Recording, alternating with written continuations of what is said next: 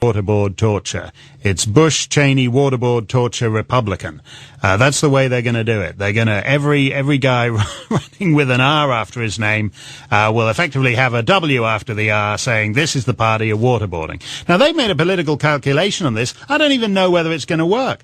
Because actually when you ask Americans about this, and as we heard in the first hour, they're cool with waterboarding. They are perfectly happy if you've got some guy, you pull some guy out of Pakistan or Indonesia and you get him in your custody and you think he's behind some plot. For example, the plot to have a 9/11 on Los Angeles, the plot to blow up the U.S. airliners flying from Heathrow to the United States. These are active plots that are disrupted by intelligence. They're disrupted. The alternative to doing it this way, by the way, is there's two alternatives. You can do it this way, where you monitor, you eavesdrop, you listen to the chatter on the internet, you hear keywords like Brooklyn Bridge that don't translate easily into Arabic, and you pull some guy out from some cell in Pakistan and you get the information out of him. The alternative to that, there are two. You can either bomb and kill tens of thousands of people, among whom those suspects are lurking, or you can just sit back and let your cities get hit. You can let that Heathrow plot succeed and all those people die in airliners flying to the United States. You can get the Los Angeles plot succeed and let Los Angeles be hit on a 9/11 scale. You can let the Brooklyn Bridge be blown up with the attendant impact on the economy. But you're right that the idea to tag the party as the party of Republican Party as the party of waterboarding, I'm not even sure it's that smart politics. You know, we use this word torture. Let's just be clear from what we're talking about in the first hour. Pain is off the table. You don't cause pain. You don't stab somebody. You don't hurt somebody. You don't chop off fingers. You don't burn them, cover them in burn marks. What you're doing is taking all that off the table and just using psychological disruption, essentially. Waterboarding, you're not actually drowning somebody. You're giving them the psychological impression of waterboarding. And the left say, the Democrats say, oh, no, you can't do that. Then you have sleep deprivation. And you say, oh, no, we can't have sleep deprivation. That is a form of torture.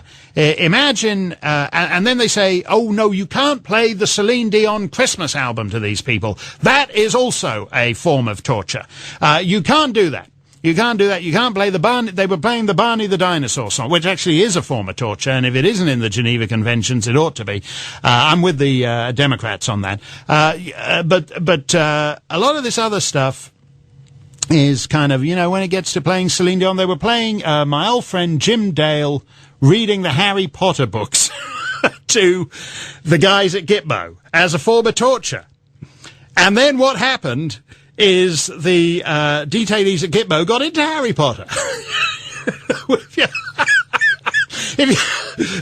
Yes. And actually that's a great strategy, because now they're all now that there's, instead of planning to blow up the Empire State Building, they're saying, oh, I wonder what Hermione will be doing in the next book. Don't get offended by my culturally stereotyping accent, by the way. I'm just just fellas I've met from Waziristan and Yemen and all the rest of it. So they played the Harry Potter, and then they got hooked on the Harry Potter. So that doesn't work. So you got to give them, so you got to say, well, okay, we can't play them, but the Barney the Dinosaur song is torture, but you play them Jim Dale reading Harry Potter, they start to enjoy it too much. Maybe the Celine Dion Christmas album is culturally insensitive, but this idea that you shouldn't be able to psychologically discombobulate them one iota is preposterous. This guy they're all upset about, he had a fear of insects, so they put him in a room with a caterpillar, right? And everyone's like, no, you can't get out the caterpillar. The CIA has got secret farms around the world where they're breeding caterpillars. You can't do that. Caterpillars off the table. We got to have the cat. We got to draw a clear line that Americans, this is not in keeping with our best tradition, and there's nothing about caterpillars in the U.S. Constitution. Now, Try this in any other country in the world. Say the head torture guy of the United States government, they're having like a UN torture conference with all the big-time torturers. And the head torture man of the United States government flies in, and there's the Syrian torture guy, and there's the Iranian torture guy, and there's the North Korean torture guy, and there's the Sudanese torture guy, and they're saying, hey, welcome to the club, great to see you here, so what you been doing lately? And they say, well, we had this guy, Khalid Sheikh Mohammed, in, and we had to get out the caterpillar. I mean, the Syrian...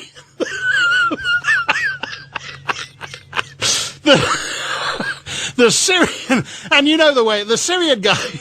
The Syrian torturer isn't going to be taking him seriously, is he? The Iranian torturer isn't going to be thinking this guy's a joke. There's no caterpillars. If you're in a Syria, let me tell you now, they did this to some Canadian guy got wound up getting shipped to a jail in Damascus. And I can tell you something there. He sued the government of Canada and got $20 million for spending 6 months in the care of the Syrian government. And I can tell you something. What they did to him there were no caterpillars involved. They didn't get... Now, I'm sure Peter are great with this. They're probably... Peter would say, blameless American caterpillars should not be made complicit in torture. It's like Celine Dion and all these pop stars don't like having their records played to the guys at Gitmo. They're now saying, well, look, there ought to be a separate licensing clause for torture. You know, you shouldn't just be allowed to play the Celine Dion CD to these guys. Now, the caterpillar people will be saying too, if this doesn't work, Peter will be saying, look, it's cruel to caterpillars. We cannot breed caterpillars for use for torturing terrorists. It's just irresponsible. And then the Democrats will get involved, and next thing you know, there'll be unionized caterpillars. And you can bet that somewhere in the stimulus package, it'll be like General Motors, where all the plants are being shut down and they're being laid off, but the guys are still getting paid. These caterpillars, who actually live on plants, the plants will be shut down, but the caterpillars will still be getting paid. There'll be unionized caterpillars, and the whole thing. So this is what we're arguing now. We've taken pain off the table. We're saying you can't give them sleep deprivation, you can't play them Jim Dale reading Harry Potter, and now you can't get out the caterpillar. That is American torture in the year 2009. More straight ahead on the Rush Limbaugh Show from the EIB network.